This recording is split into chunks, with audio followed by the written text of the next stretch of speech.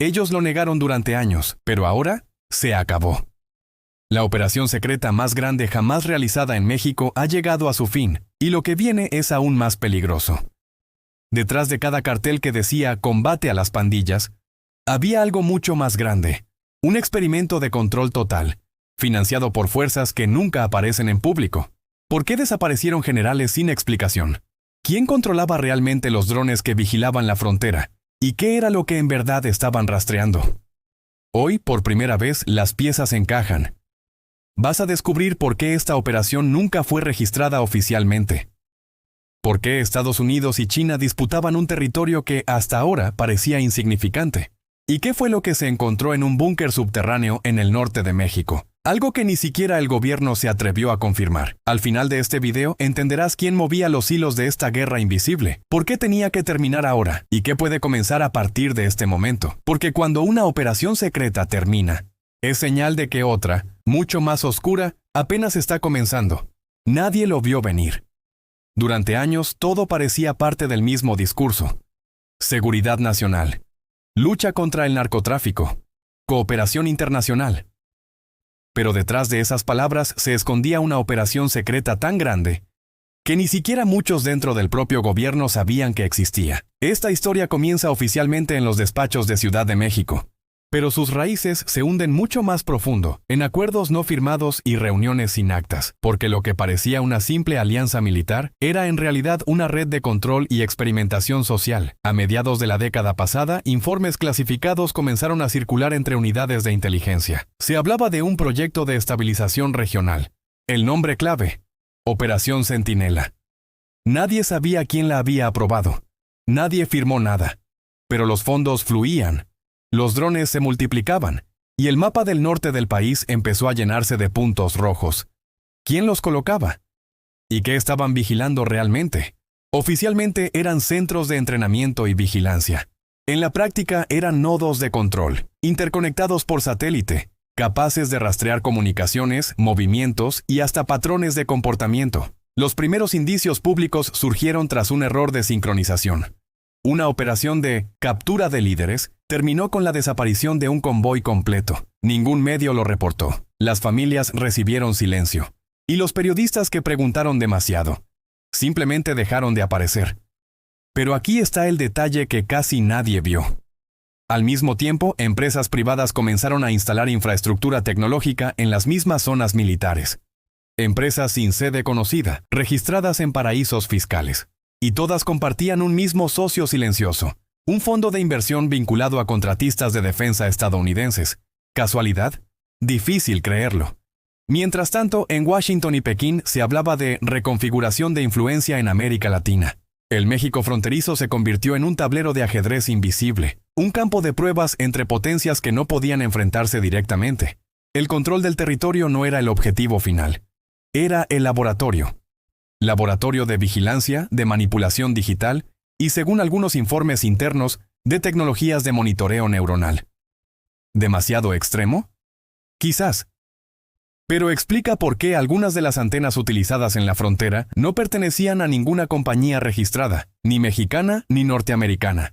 El proyecto se mantuvo activo durante casi 10 años, y entonces, de repente, se detuvo todo. Contratos cancelados, vuelos suspendidos, personal reubicado. Los servidores de comunicación fueron destruidos físicamente en menos de 72 horas. ¿Por qué tanto apuro en borrar las huellas? ¿Quién dio la orden? Las respuestas no aparecen en ningún documento público, pero múltiples exagentes coinciden. La operación no fracasó. Se cumplió.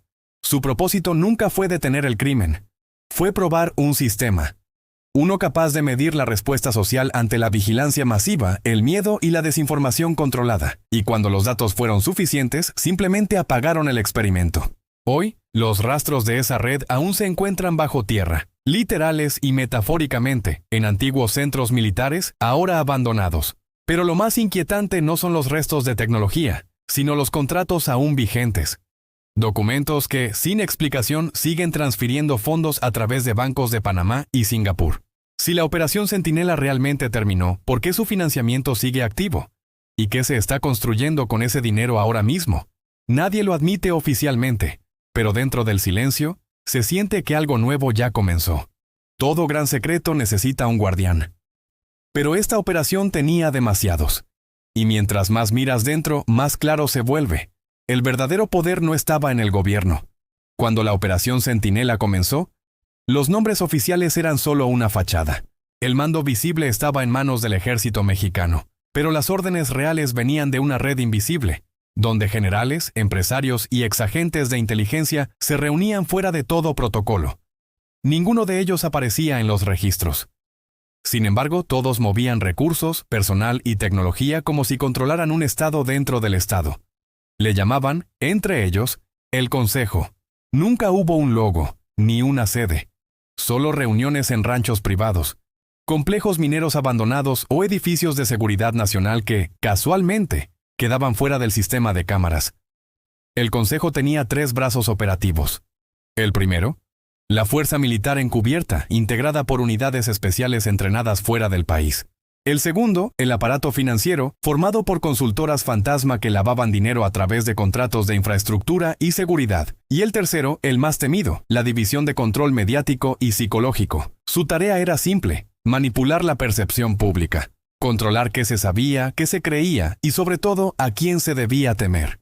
Mientras los noticieros mostraban enfrentamientos y decomisos, el Consejo movía piezas en silencio. Creaban crisis que justificaban operativos. Eliminaban enemigos bajo el pretexto de accidentes. Infiltraban redes sociales con bots que moldeaban tendencias a favor del discurso oficial. Y detrás de cada decisión había un solo objetivo: mantener el control absoluto sin revelar quién lo tenía. Lo más perturbador no fue su alcance, sino su independencia. Con el tiempo, esta estructura ya no obedecía ni al gobierno ni a los aliados extranjeros.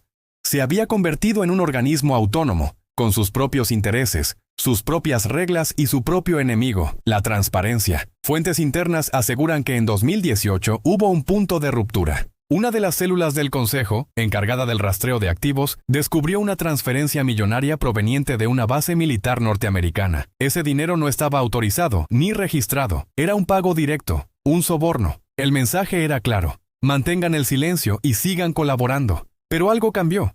Algunos oficiales empezaron a cuestionar los métodos, otros desaparecieron. Y poco después, la cadena de mando se quebró. El Consejo se fragmentó en 3 grupos. Uno buscaba negociar con Washington. Otro quería vender información a Pekín. Y un tercero, el más radical, juró mantener la operación viva, aún después de su supuesta disolución. Ese grupo, según documentos filtrados, todavía opera hoy bajo un nuevo nombre: Proyecto Horizonte. Su misión ya no es militar, sino económica. Se infiltraron en licitaciones energéticas, manipularon contratos públicos y crearon empresas fachada para controlar recursos naturales estratégicos: litio, agua, energía solar. Pero nadie los ve, porque su mayor logro fue convertirse en parte del sistema. Hoy, algunos de sus miembros ocupan cargos políticos, dirigen empresas legales o incluso colaboran con organismos internacionales. No llevan uniforme, no dan órdenes por radio, dan órdenes desde conferencias, mesas de inversión y despachos climatizados. Y esa es la ironía más oscura de la historia. La Operación Centinela puede haber terminado, pero su estructura de poder paralela nunca fue desmantelada, solo cambió de rostro. Porque el poder real no necesita reconocimiento oficial, solo necesita silencio, y el silencio es lo que más abunda en el México de hoy. Todo comenzó con un rumor, una cadena de mensajes anónimos que circuló entre periodistas y militares a medianoche. El texto decía solo una frase: nada de lo que ves en las noticias es real. Al principio parecía otra broma digital, pero 3 días después, los mismos medios que ignoraron el mensaje publicaron exactamente la versión que alguien quería que publicaran. La sincronía fue perfecta.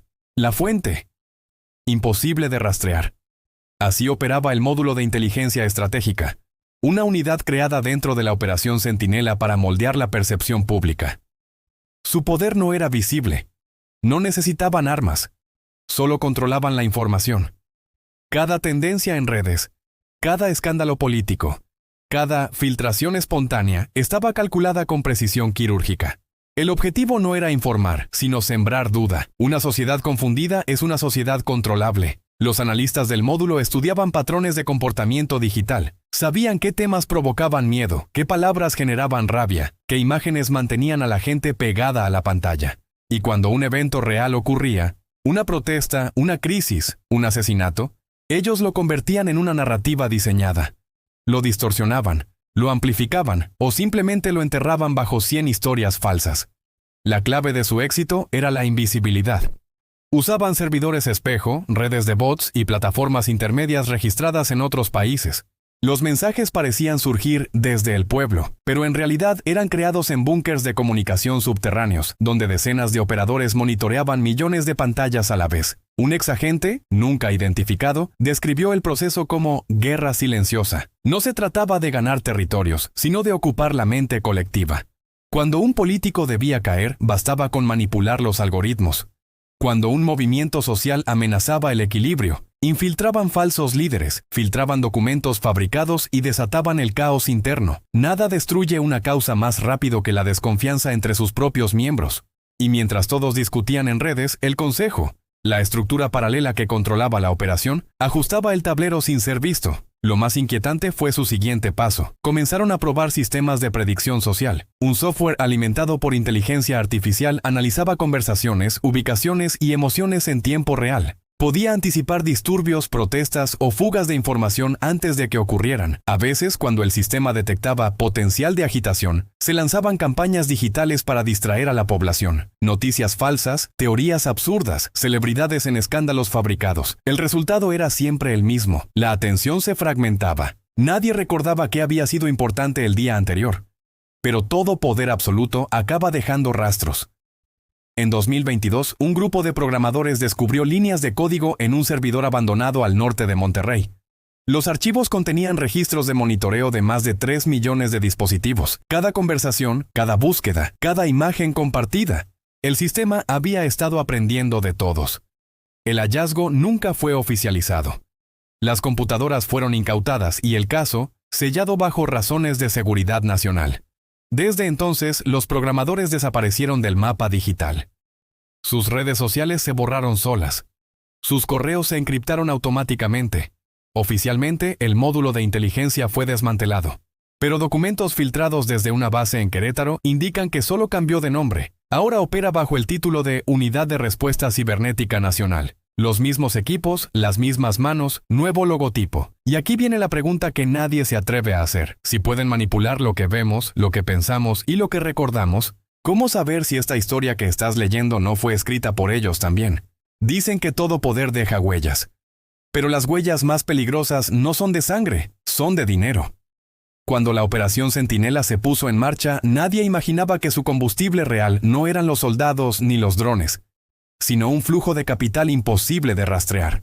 Miles de millones de dólares moviéndose en silencio entre cuentas corporativas, fundaciones falsas y bancos que fingían no saber de dónde venía el dinero. Todo comenzaba con contratos de seguridad y desarrollo regional, proyectos de infraestructura que parecían legítimos, autopistas, oleoductos, sistemas de energía solar. Pero detrás de cada firma había una red de empresas fantasma que operaban desde Panamá, las Islas Caimán y, curiosamente, desde un pequeño edificio sin letrero en el centro de Ciudad de México. Ahí, en un piso que oficialmente no existía, trabajaban contadores sin nombre, conectados a terminales cifradas. Su trabajo, mover dinero sin dejar rastros. Cada transferencia se disfrazaba con transacciones legales, fraccionadas en microdepósitos, lavadas a través de fundaciones de beneficencia y proyectos tecnológicos inexistentes. Lo más impresionante no era el volumen, sino la precisión del sistema. Cada dólar tenía un destino estratégico. Un porcentaje iba a pagar contratistas privados, otro a financiar laboratorios de tecnología militar, y una parte, la más delicada, se usaba para comprar silencio. Silencio político. Silencio mediático. Silencio judicial. Cuando un periodista se acercaba demasiado a la verdad, su medio recibía una donación inesperada. Cuando un funcionario dudaba, su familia aparecía con cuentas en el extranjero. Y cuando un empresario se negaba a colaborar, su empresa era investigada por evasión fiscal. Nada quedaba al azar. Pero el rastro del dinero siempre habla. Y algunos analistas financieros comenzaron a notar un patrón inquietante. Las mismas corporaciones que financiaban la Operación Centinela también estaban invirtiendo en inteligencia artificial, biotecnología y extracción de litio. Era como si prepararan el terreno para una nueva era, la del control económico absoluto. Un informe interno, filtrado desde una consultora en Monterrey, reveló algo aún más perturbador. Un fondo de inversión estadounidense, vinculado a exagentes del Pentágono, había transferido más de $400 millones a cuentas mexicanas sin registrar. ¿El propósito? Financiar programas de estabilidad regional. Pero los auditores nunca encontraron esos programas. El dinero desapareció en menos de 24 horas. Detrás de esa transacción se escondía el verdadero cerebro financiero. Una alianza de bancos privados y corporaciones tecnológicas conocida en clave como la trama. Su función era simple: mantener la ilusión de legalidad. Mientras el dinero se movía, las operaciones encubiertas seguían creciendo. Y mientras todos miraban las cifras, nadie miraba las consecuencias. A partir de 2020, el eje financiero dio un giro. Comenzó a operar en criptomonedas privadas, con servidores distribuidos en Suiza, Singapur y Dubái. Eso les permitió borrar por completo la frontera entre dinero legal e ilegal. Ya no se podía rastrear nada. Solo quedaban pulsos eléctricos, moviéndose por la red global como fantasmas digitales. Los investigadores que intentaron seguir la pista fueron silenciados. Algunos renunciaron, otros simplemente desaparecieron del registro público, hasta que un exanalista del sistema, usando una identidad falsa, dejó un mensaje en un foro clandestino. El dinero nunca se detuvo, solo cambió de manos. Lo que están construyendo no es una operación militar, es un nuevo modelo de poder. Hoy, las mismas empresas que financiaron la Operación Centinela controlan proyectos de energía, datos y recursos naturales en todo el norte del país. El mapa financiero se transformó en un tablero de guerra, pero no con armas, con cifras, contratos y algoritmos. Y quizá lo más inquietante es esto: nadie puede saber con certeza dónde termina el dinero, porque en algún punto el dinero y el poder se volvieron la misma cosa. Imagina que la frontera deja de ser solo una línea en el mapa y se convierte en un laboratorio a cielo abierto. Eso fue lo que ocurrió.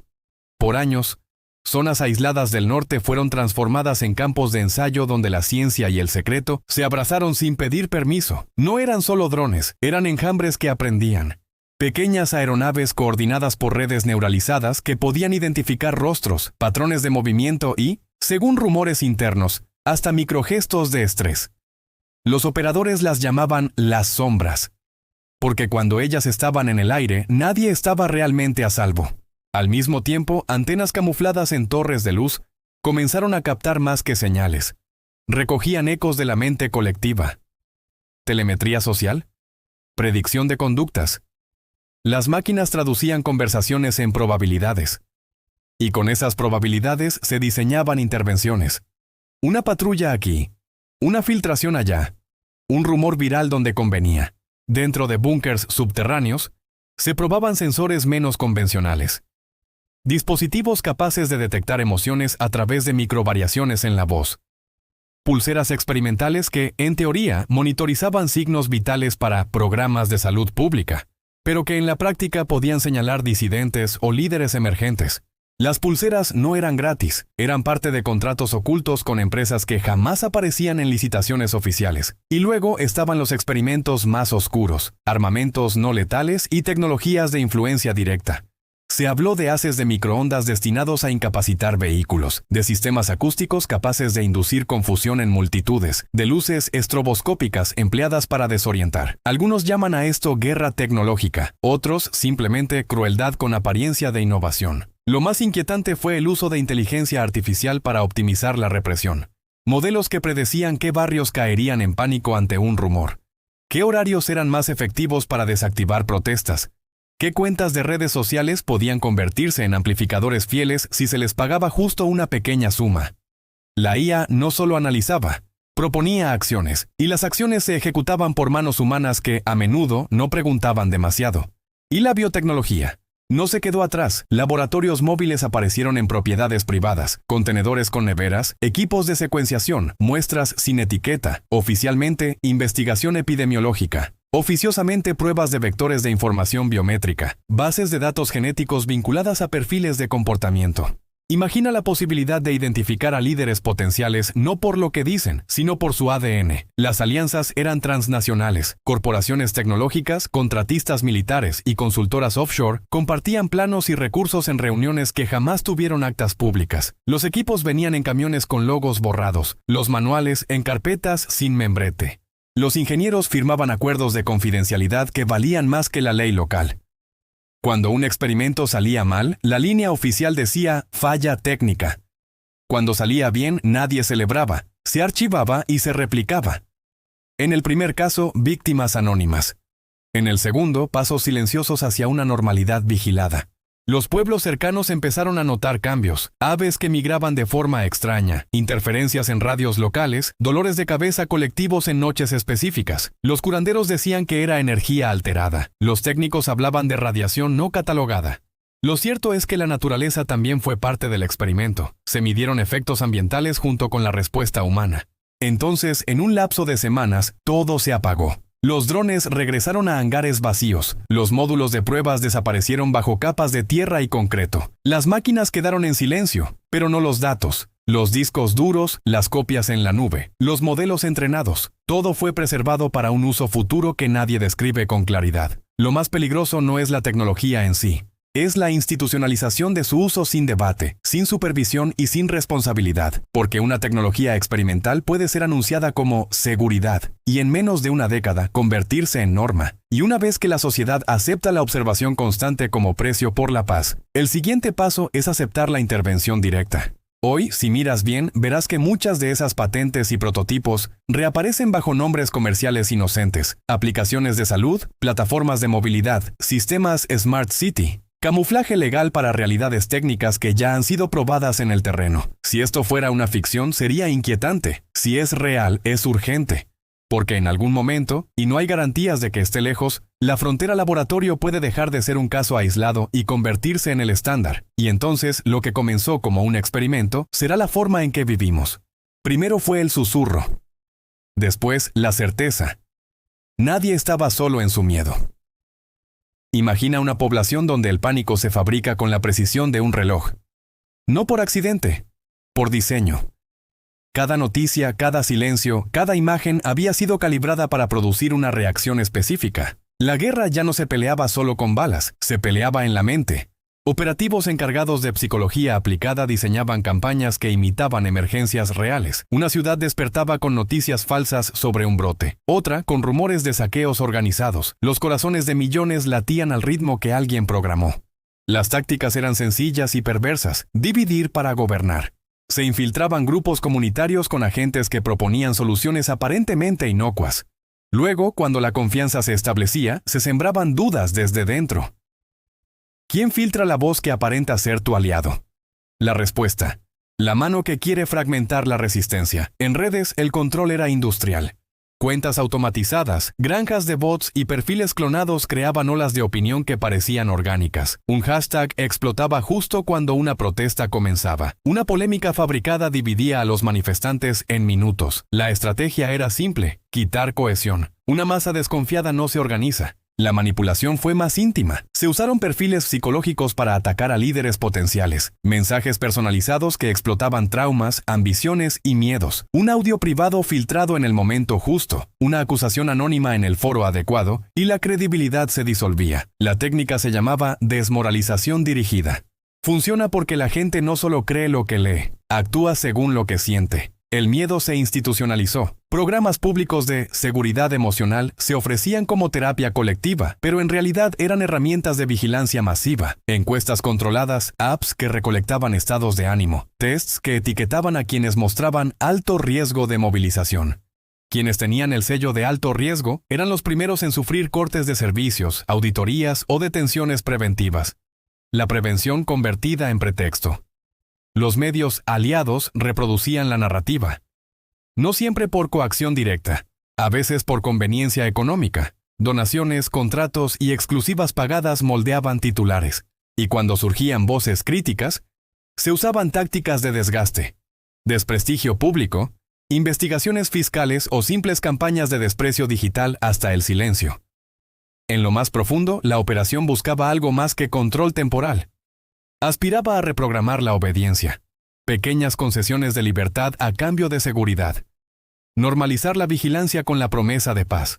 Porque una sociedad dispuesta a intercambiar privacidad por tranquilidad ya ha perdido una parte fundamental de su poder. Los efectos eran visibles. Comunidades que antes marchaban ahora debatían en foros cerrados. Líderes carismáticos se volvían cautelosos. La solidaridad se fragmentaba en micromovimientos desconectados.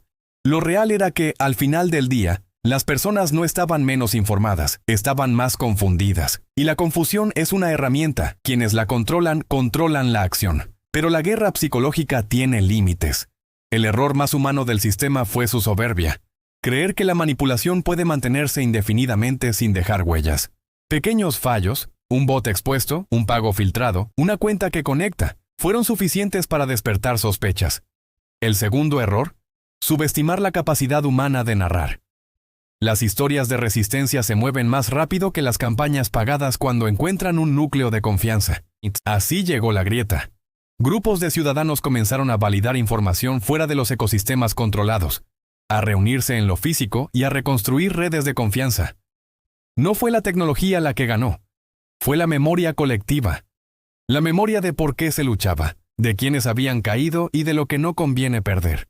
Hoy, en esta narrativa hipotética, la pregunta que importa no es si existió la operación, sino qué hacemos con la posibilidad de que tal mecanismo exista. ¿Aceptamos la comodidad de la seguridad manufacturada? ¿O reclamamos la incertidumbre libre como precio por la autonomía? Porque en la batalla por la mente, la resistencia comienza en lo más individual. Reconectar, cuestionar y, sobre todo, creer en la capacidad de actuar juntos. Cuando la operación terminó oficialmente, nadie lo anunció. No hubo comunicados. No hubo medallas. Solo silencio. Y en ese silencio, como en todo cierre verdadero, había demasiado que perder si alguien hablaba. Las primeras pistas del final no surgieron en México, sino en Europa. Un despacho diplomático filtrado mencionaba la desconexión progresiva de activos estratégicos en el corredor norteamericano. Ese término, activos estratégicos, no se refería a personas. Eran tecnologías, rutas, acuerdos, financiamiento. La red estaba siendo desmantelada, nodo por nodo. Mientras tanto, en Washington, una comisión secreta revisaba contratos de defensa con empresas que nunca habían sido mencionadas en público. En Moscú, un informe interno advertía sobre transferencias no autorizadas de protocolos de reconocimiento territorial. Y en Pekín, un general retirado declaró sin contexto: los experimentos en suelo extranjero siempre terminan revelando quién los financia. Era una guerra de sombras que había dejado de ser local. La Operación México, como la llamaban algunos analistas clandestinos, era solo una pieza de un tablero mucho mayor. Una pieza que, al caerse, obligó a mover todas las demás.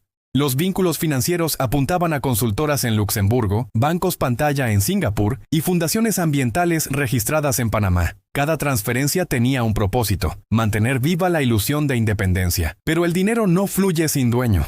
Y seguir la ruta de esos fondos llevó a nombres que pertenecían a 3 continentes y 2 alianzas militares opuestas. Ahí estaba la paradoja. Enemigos declarados que colaboraban en silencio. Un bloque oriental y otro occidental unidos por la misma necesidad: probar, medir y controlar sin dejar rastro. El laboratorio mexicano fue el punto medio. Neutral, discreto, eficiente. El lugar perfecto para que todos obtuvieran lo que necesitaban sin asumir la culpa. Los contratos más sensibles se cerraban en reuniones fuera del radar diplomático. Ni embajadas ni cumbres. Solo vuelos privados, mar adentro, en aguas internacionales. Allí se definía qué tecnología se compartía y qué secretos se enterraban. Porque en la nueva geopolítica, la cooperación y la traición ocurren en el mismo espacio. Solo cambia el orden de los pagos. Cuando los resultados del experimento comenzaron a filtrarse, mapas, nombres, grabaciones, los implicados tomaron una decisión conjunta: apagar todo, eliminar rastros, cortar cables, neutralizar testigos, un cierre limpio. O eso creyeron. Pero no hay cierre limpio cuando los datos ya circulan. Copias cifradas en servidores islandeses. Mensajes comprimidos en cadenas de blockchain. Testimonios anónimos entregados a periodistas invisibles. El sistema trató de borrar la historia, pero la historia ya se había convertido en código. Los gobiernos involucrados reaccionaron con discursos públicos de cooperación humanitaria, reconstrucción y paz digital. Palabras elegantes para encubrir un repliegue coordinado. Cada uno protegía su parte: archivos, ingenieros y sobre todo narrativas. Porque la narrativa, más que el dinero, es el arma más poderosa en una crisis global. El fin oficial de la operación fue anunciado internamente con una palabra clave: Alfa Cero. Significaba que el control había sido transferido. Pero ¿a quién? Nadie lo sabe. Ni siquiera los antiguos operadores que participaron desde dentro.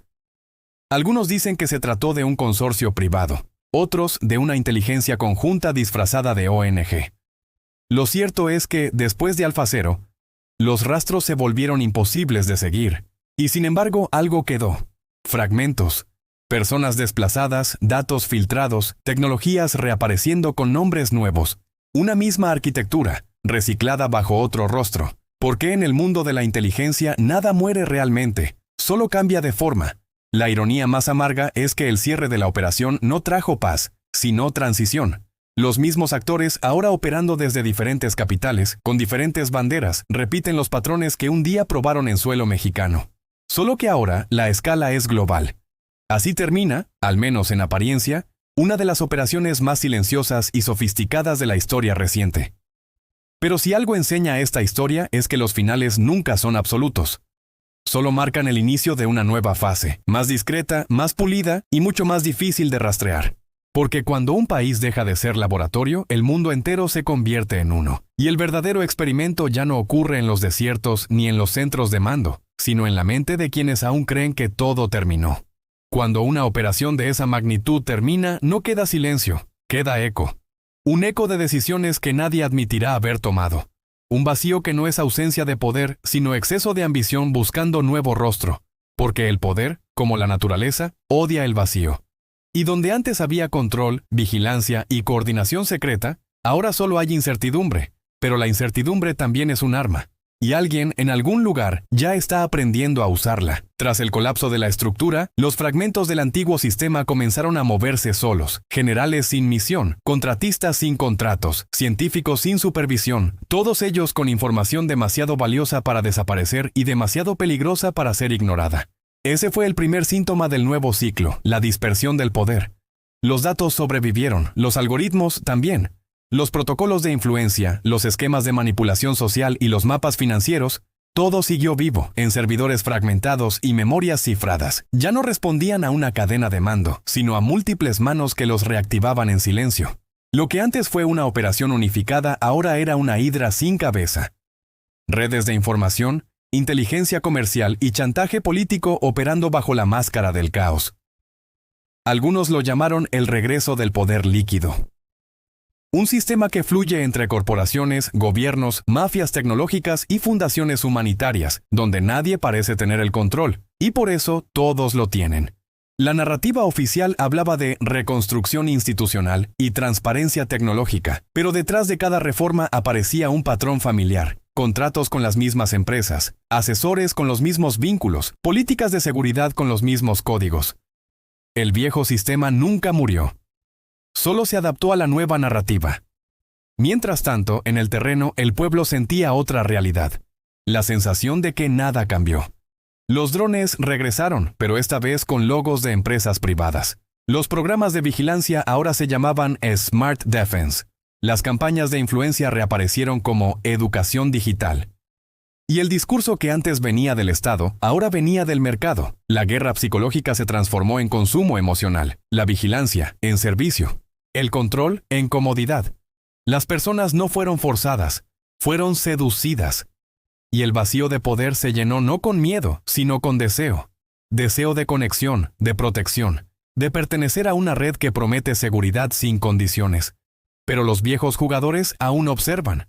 Desde oficinas sin letreros, en países que jamás firmaron tratados, se planea la siguiente fase. La consolidación del orden digital global.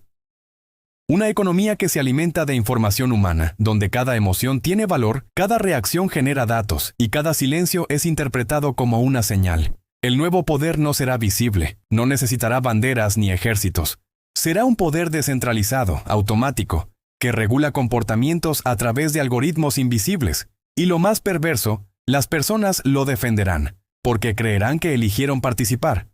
Mientras los gobiernos intentan recuperar control político, las corporaciones tecnológicas consolidan control mental. El dinero ya no compra obediencia, compra atención. Y quien controla la atención, controla la realidad. El vacío de poder no es un fin, es un reinicio. Una oportunidad para rediseñar la dominación con otro lenguaje. El de la eficiencia, la sostenibilidad y la inclusión. Palabras suaves para una estructura dura. Por eso, los analistas que aún observan desde la periferia saben que lo más peligroso no fue la operación en sí, sino su legado, la normalización de lo invisible, el aprendizaje colectivo de que el poder no necesita mostrarse para dominar. Quizás ese sea el verdadero experimento, no el control militar, ni el espionaje tecnológico, ni la manipulación mediática, sino la creación de un sistema tan sutil que incluso quienes lo comprenden terminan participando en él. Y así el ciclo se cierra, o se reinicia. Porque todo vacío es temporal. Y mientras tú lees esto, en algún punto del mapa ya se diseña la siguiente fase. No con armas, no con banderas, sino con código, narrativa y fe. La fe en que todo terminó, cuando en realidad todo acaba de empezar. Tal vez nunca sepamos toda la verdad. Tal vez la operación solo fue una pieza de algo mucho más grande, algo que aún sigue moviéndose detrás de los titulares. Pero una cosa es cierta, nada de lo que vimos fue casualidad. Cada decisión, cada filtración, cada silencio, formaba parte de un guión escrito mucho antes de que empezara la historia. Y tú acabas de mirar una pequeña parte de ese guión. Si llegaste hasta aquí, ya formas parte de quienes no aceptan las versiones fáciles, de los que observan más allá de lo evidente, porque el poder no se esconde en la oscuridad, se disfraza de luz. El verdadero peligro no es lo que nos ocultan, sino lo que aceptamos sin preguntar. Por eso, este canal existe. Para conectar las piezas que otros prefieren mantener separadas. Para entender lo que se calla y descubrir lo que viene después. Suscríbete ahora, porque la siguiente revelación ya está en camino. Y cuando salga a la luz, será demasiado tarde para empezar a buscar respuestas. El fin de una operación no es el fin de la historia, es el comienzo de la siguiente verdad oculta.